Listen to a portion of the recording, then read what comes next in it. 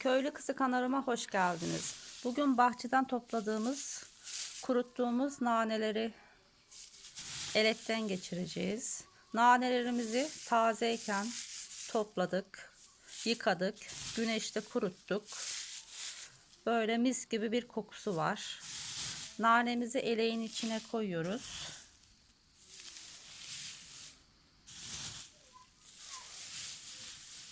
Elekten geçireceğiz.